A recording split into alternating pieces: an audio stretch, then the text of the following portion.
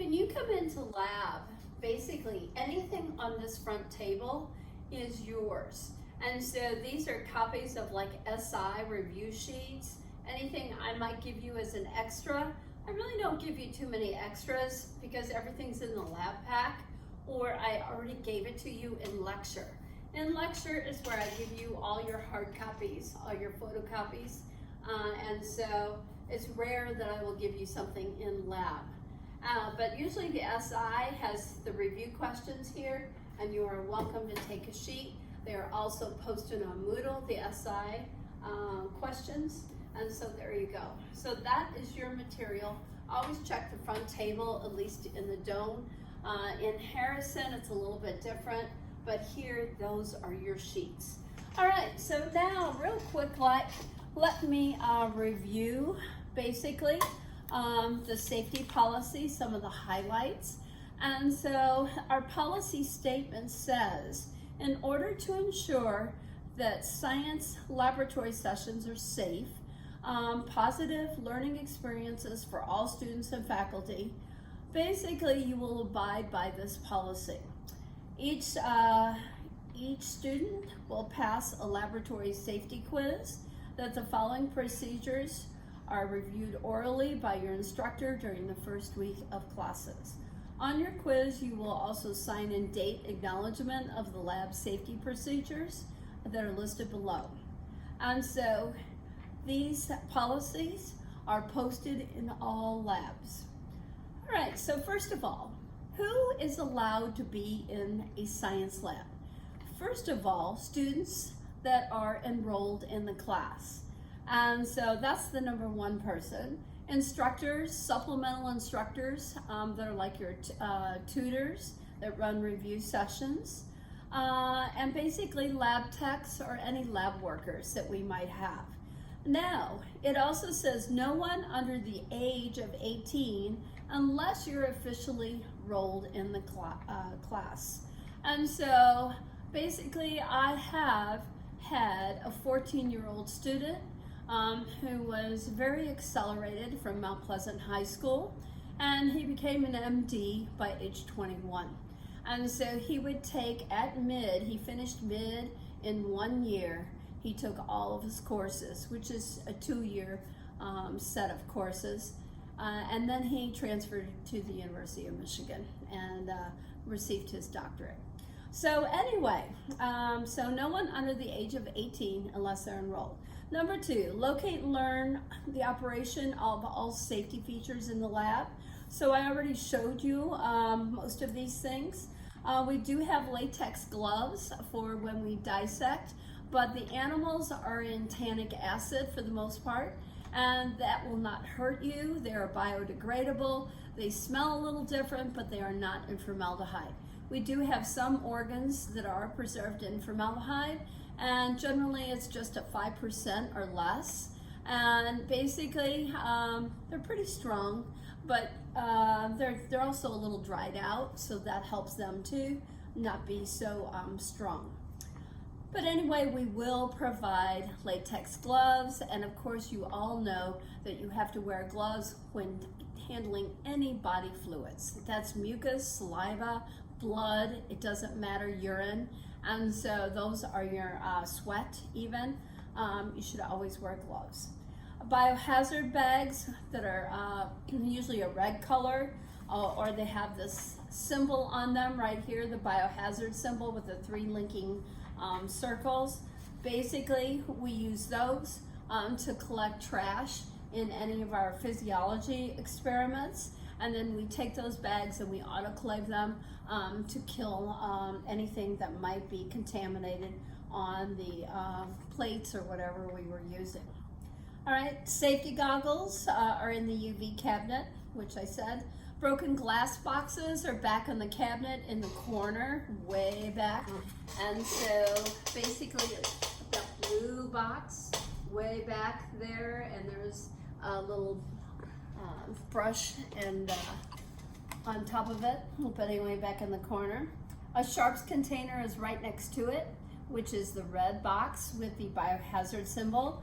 And what goes in a sharps box? Anything that's basically has a sharp edge to it, like needles, syringe needles, dissecting needles, anything that's basically contaminated with body fluids. And so all the body fluids and or radioactive substances can be placed in there in emergency situations, right? So you can also have radioactivity placed in there.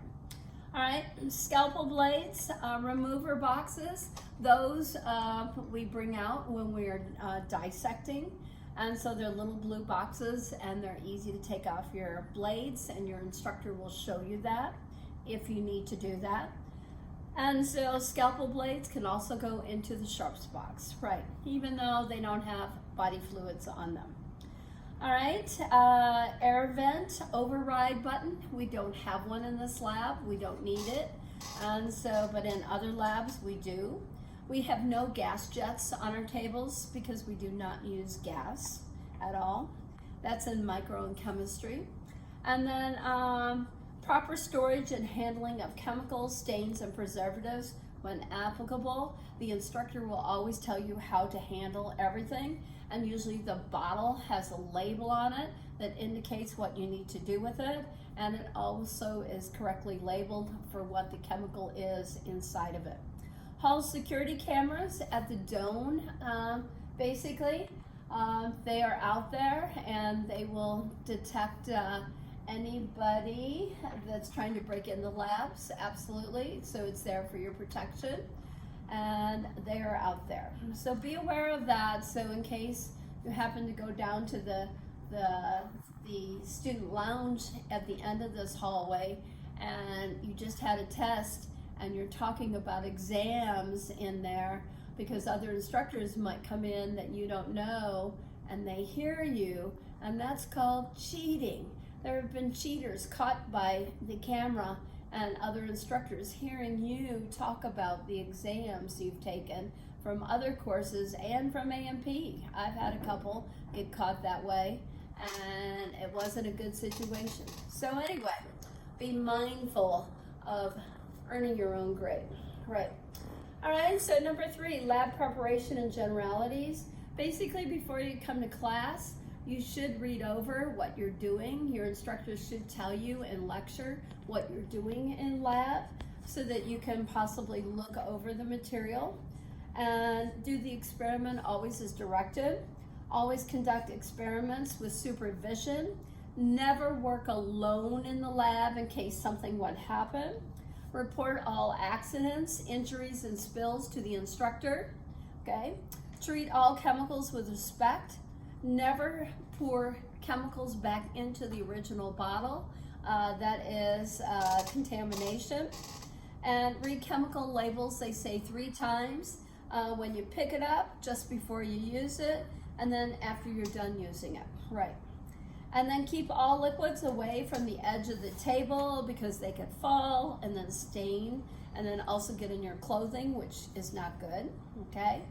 And then on the back, we have mouth pipetting is prohibited.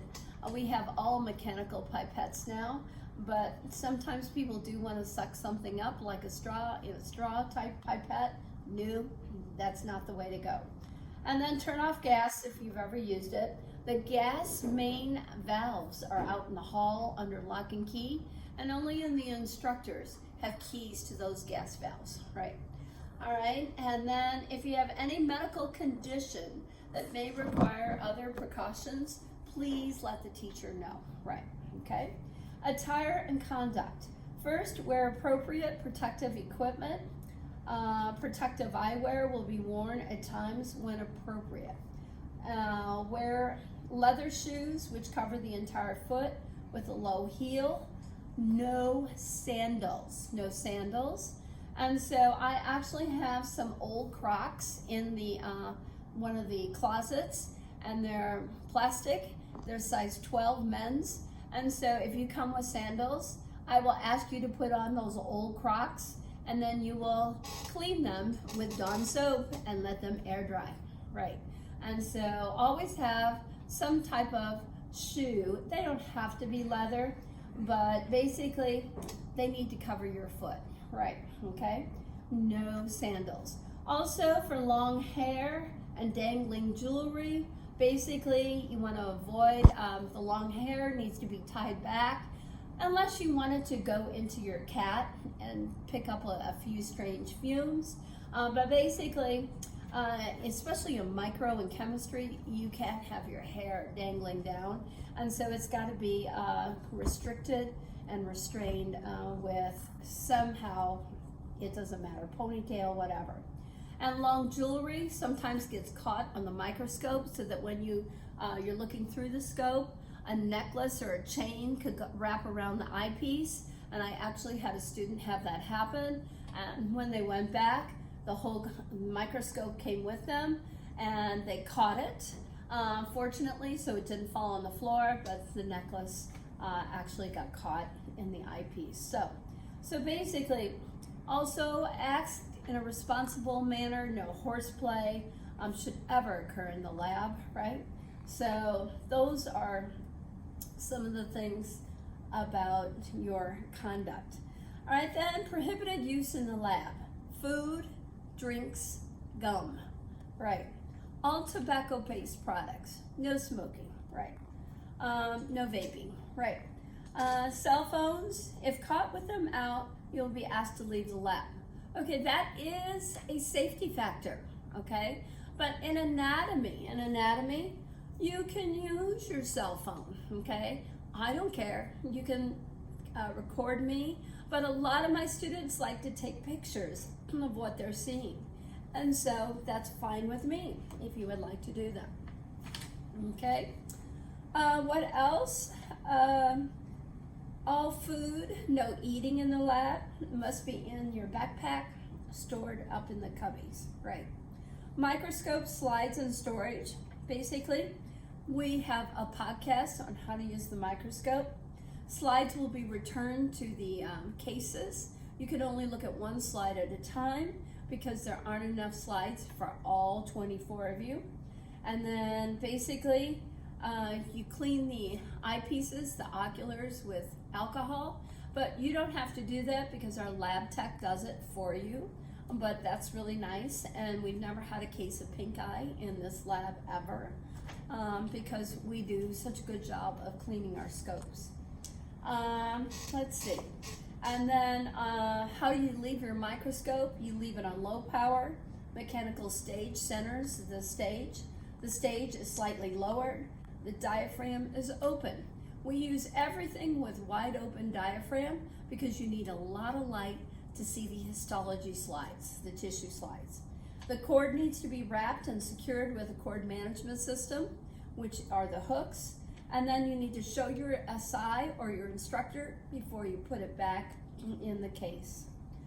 All right, and then general lab cleanup. You need to dispose of your chemicals if you used any, according to how the instructor tells you to do it. Dissected animals, body parts, plants should be placed in proper storage containers. Elimination of animal body parts, plants, etc. go in a specifically marked trash can. Clean glassware goes in the cabinets back there. Clean dissection trays will be put away by the instructors, but you'll clean them with soap and let them air dry back there. And then you need to clean your tables for 2 minutes.